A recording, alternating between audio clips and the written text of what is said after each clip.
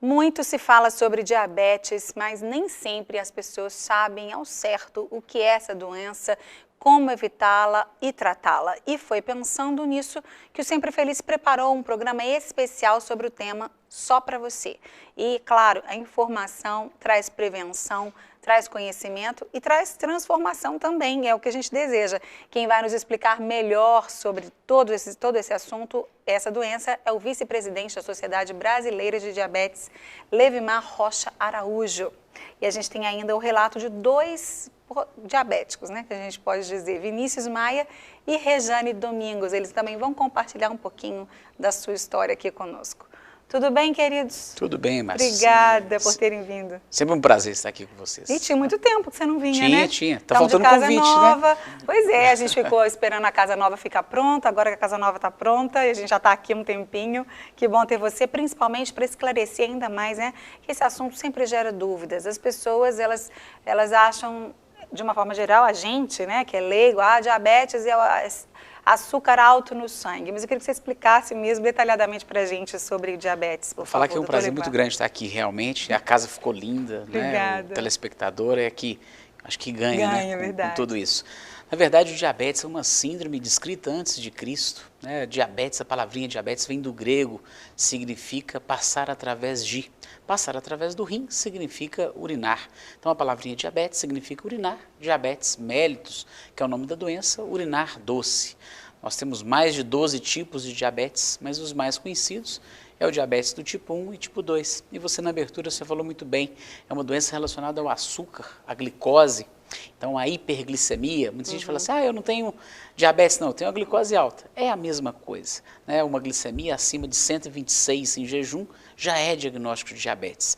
Então, quando a gente não tem um hormôniozinho que a gente produz lá no pâncreas, que faz a entrada da glicose do sangue para dentro do corpo, ela faz essa transformação, e você falou muito bem da palavra transformação, é transformar o alimento em vida, em energia.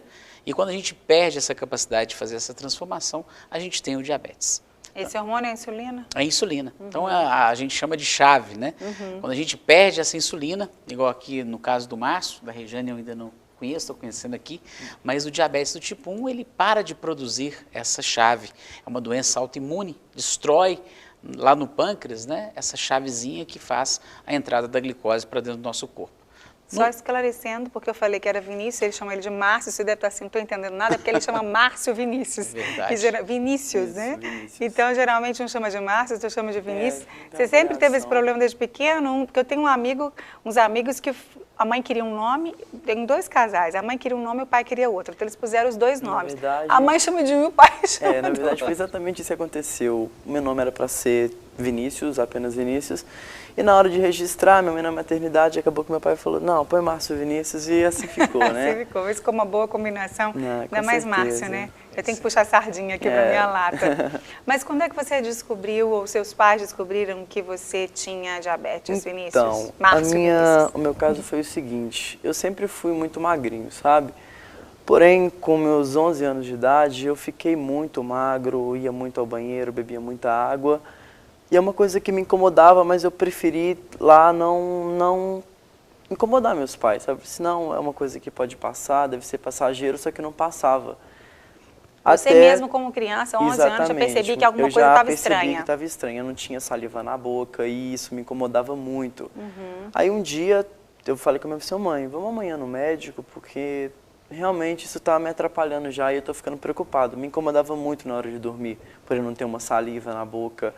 Levantar toda hora para ir ao banheiro. A questão de ir no banheiro com frequência, e isso acaba que comprometia o meu dia a dia, vamos dizer assim. Então, assim, no outro dia eu acordei de manhã, fomos no hospital de um amigo do meu pai, onde eu fiz uma série de exames e eu estava indo, inclusive, para uma festa de aniversário, após essa bateria de exames. Por ser amigo do meu pai, eu falei assim, não, pode ir que lá eu já te dou um ok, te falo mais ou menos o que está acontecendo com seu filho. Pegamos, fomos para essa festa de aniversário, no meio do caminho, não, teve uma alteração do exame, volta para o hospital. Eu voltei um pouco assustado com a situação, e lá já me internaram e fiz outros exames, e aí foi detectada diabetes, sabe? Para mim foi um choque muito grande, porque eu era muito novo. Então, assim, eu não sabia a fundo exatamente o que estava acontecendo comigo. Então, a questão de tomar injeção todo dia, N coisas comprometeram que eu fiquei um pouco assustado, minha mãe ficava muito triste comigo, mas acabou que eu tive que aceitar, né? E me adaptei super bem, graças a Deus. Desde pequeno, desde os meus 11 anos, sou eu quem aplica a minha insulina, sou eu quem meço a minha glicose. Então, graças a Deus, eu tenho essa independência, né? Eu nunca dependi dos meus familiares para tratar do diabetes. Que bom. Depois eu vou saber da Rejane. Dr. Levimar, ele citou ali 2 tipos de sintomas, que seriam a boca seca, né? Beber muita água e fazer muito xixi. O xixi era doce, ele não sabia, né? Mas era xixi doce. Mas quais outros sintomas poderiam apresentar o diabetes? No diabetes tipo 1, depois a gente pode até comentar os sintomas do tipo 2, que a gente falar, mas no diabetes tipo 1, a história é clássica mesmo, né? A sede intensa, porque você começa a ter uma desidratação cada vez maior. Então, como ele urina muito, ele começa a beber muita água. Então, no caso do diabetes, ele está urinando muito. Com a desidratação, ele tem que beber muita água. É o contrário, se a gente for bebendo muita água, a gente vai urinar muito porque eu estou bebendo muita água. No caso dele é o contrário. O diabetes faz o contrário, né? Você está urinando muito, então você está perdendo muito eletrólitos, e isso você vai ter uma desidratação intensa, podendo evoluir até para um coma, né, pela falta dessa insulina. Então ele começa a catabolizar, então ele emagrece rapidamente, é um aparecimento agudo. Se fosse mais novinho, a mamãe ia começar a perceber na fralda formiguinha, porque está muito doce esse xixi, igual o nome da doença que nós comentamos. E no caso dele, ele pode ver no próprio banheiro de casa, né, as formiguinhas procurando o açúcar ali do xixi. Né? Do jeito que as mães são, vai ter mãe provando o xixi do filho. Com certeza, mas não façam isso não. Não duvide, porque mãe, não é só a gente que é mulher que sabe como é que mãe faz coisas meio malucas, mas não precisa fazer isso, né, doutor Levimar? Então, mas está observando, né? A criança emagreceu.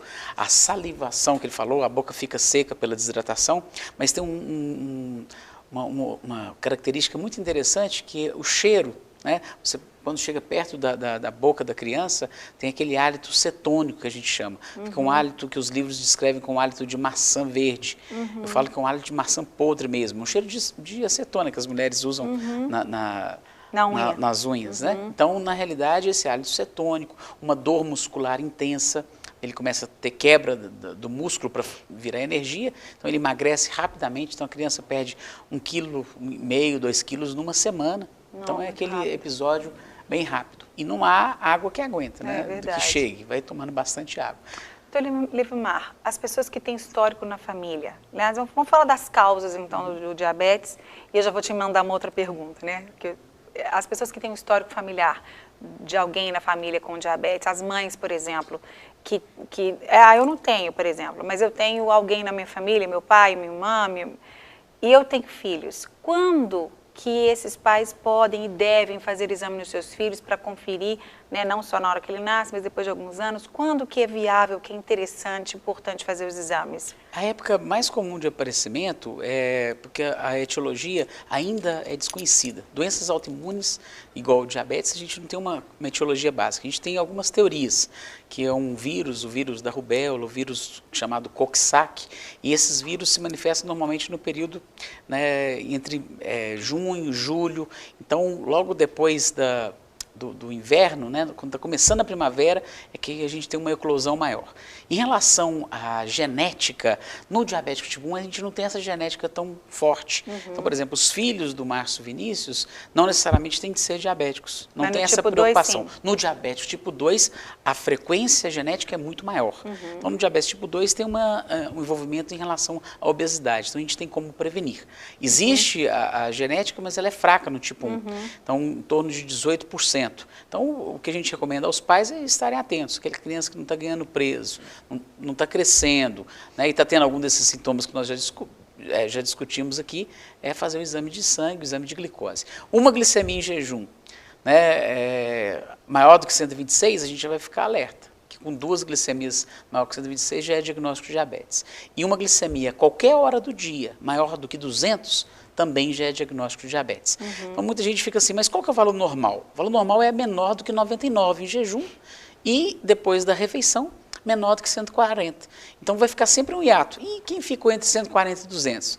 É o que hoje a sociedade... amarelo. Sinal amarelo, isso mesmo. É o que a Sociedade Brasileira de Diabetes chama de intolerante à glicose. É um paciente para a gente estar mais atento. Então, para a gente ficar mais atento nesse paciente. Sinal amarelo. Sinal amarelo. E agora um sinal meio amarelo, meio verde aqui, que é a Rejane, que também tem a sua história para contar, né, Rejane? Você então é tipo 2. Não, meu é tipo 1 também. Ah, tipo 1 também. Tipo 1 porque ele estava também. apontando para você, apontando para ele, tipo, eu estava achando que você era tipo 2. Não, Tipo 1 também. Mas você também. descobriu depois? Você já era adulta ou também quando era criança, como o Márcio Vinícius? Eu descobri, eu tinha 13 anos de idade, eu tenho 26 anos de diabetes. Olha só. Né? E a minha diabetes já teve complicações, né? Porque a minha diabetes, eu, como sou do interior, né? Da roça, vamos dizer assim, né?